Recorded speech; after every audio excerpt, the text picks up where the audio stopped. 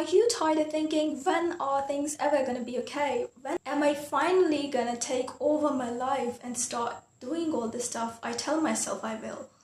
Instead of my life controlling me, when I will start controlling my life? If that sounds like you, don't worry, I've got you. Hi everyone, my name is Adan and I'm back with a very exciting new video, which is how to finally start checking off your to-do list and take back control of your life. When I was in the first year of my university, the workload suddenly increased a lot and I would make to-do lists every single day, and nights I always found myself ranting to my mum about how things were not getting into my control despite my trying every single day. So over the course of time, I worked on this and learned very useful insights which finally allowed me to have more control of my life and check off the things which I write in my to-do list. So the first one is find ways to quantum leap. So quantum leap is basically when you have this huge daunting task in front of you. Most of the time, it's just your perception or the fact that you are not energetically aligned with that task which is holding you back from doing it. So what you can do is, by working on your mindset a bit around that task, you can energetically first align yourself to that task. Once you have done that, now you can devise the fastest possible way which will most efficiently lead you to your outcome. For instance, I am a student. When it comes to me, usually what we do is we make this big deal out of all the tasks which we have to do, when in fact what we can do is have one long study session addressing the most high yield, most efficient things to cover first, and 80% of stuff is covered in that way, and then we can add details to it. Rather, what students do is schedule this. They think that it is not possible. There's a mental block regarding it. They just think it is not possible to do all of that stuff in one go. Ultimately, they end up breaking the stuff upon the course of multiple days, and as a result aren't able to do things in the most efficient way possible. When in fact, in one study session, they can relate things better. They have the knowledge fresh, so the forming of relationship between concepts is easier. This was just for the sake of an example, but you can apply this to every aspect of your life. I recommend you reading this short book, U Squared. This really removed a mental block I had regarding certain things. So whatever area of life you're working on, try to think of the most efficient and shortest way possible to get it done. And question yourself if the thing you want to work on really is something that needs to be divided over a course of days, or it's something you can do in bulk and get it over with. The next point is prioritize your goals. To do this, you need to be really clear about what your goals actually are. I really recommend taking a little bit time out of your life and making a vision board with the goals which you truly want to achieve. Vision boards just give you that mental clarity that this is the thing which I need to accomplish, this is the thing that matters to me, and this is the thing I have to include in my day-to-day life and work on. So whenever you are scheduling, for instance, on weekends when you are scheduling your next week, look at that vision board and see and add steps on your schedule which actually serve to take you more ahead and more closer to that goal. Rather than mindlessly waking up every single day, making a to-do list without having the bigger perspective in mind and doing things which are not as high yield for you and are not serving you as much in taking you closer to your goals. Whenever in life you feel a little off track, what you can do is get back to that vision board and realign your schedules according to your goals. The third thing is more of an everyday thing. So when you make your to-do list for the next day, by the way, I really recommend making your to-do list the night before. In that way, you wake up with a purpose and Do not spend half the day getting yourself mentally prepared to get started. So when you're making your everyday's to-do list, you need to prioritize your tasks on a daily basis as well. So there's a thing called Eisenhower matrix, which is this.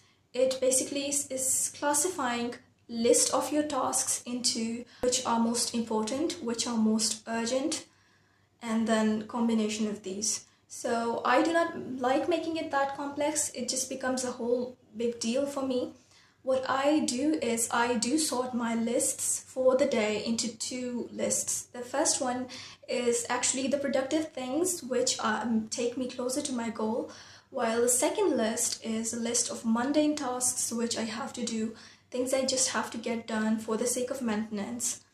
I structure my day in such a way that I try to get off the most important tasks off my list first.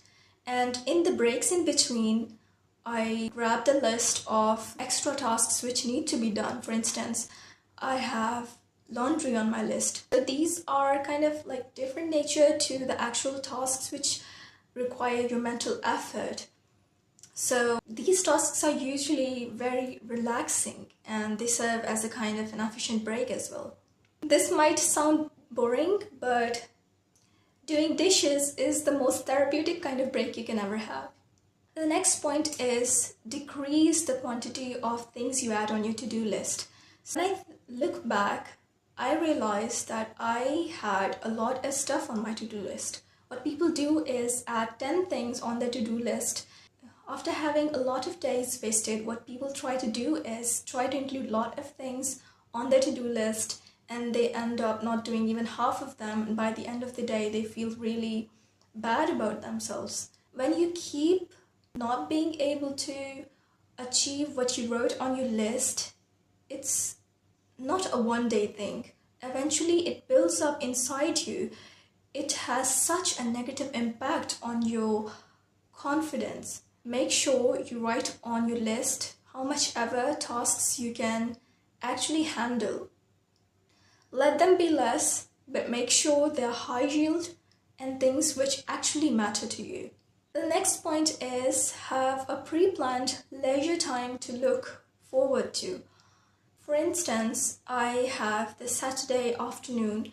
It's my complete day off. I do not schedule any work in it. That's my self-care day. I basically focus on relaxing. That's my time. I spend that time with myself. I sometimes watch movies.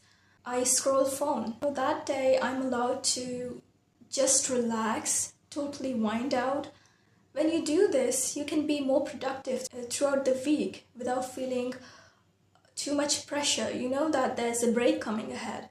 That takes some pressure off of you. Also, as I said before, I try to do the most important tasks of my day as early as possible, preferably in the morning. I try to wind out my work by the evening. So once you do that, you have the nights to completely relax and wind out. When you go to bed, you do not have all those unfinished tasks going around in your mind, not letting you sleep, and then you wake up tired even the next day, not being able to give your best. The last point for today's video is fight procrastination. So procrastination is something which really takes off a lot of our time. When we put off the most important tasks and not do them the first thing in the morning, they are very prone to not get completed by the end of the day. I learned a very helpful technique to fight procrastination, which is making use of baby steps. So what this technique basically is that whatever task you have to do, you divide it in the smallest possible steps. For instance, I have to get up and go study. Let's say I'm using my cell phone.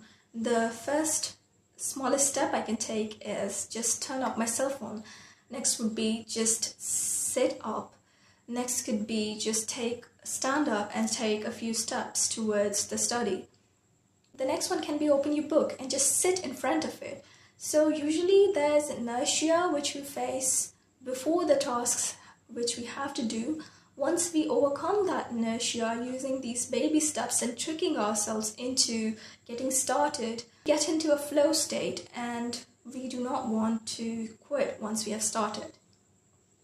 When it comes to procrastination, another thing which you need to address is sometimes instead of treating the symptom, you have to dive deep in yourself, do some shadow work, realize what fear it is which is causing you to delay your work.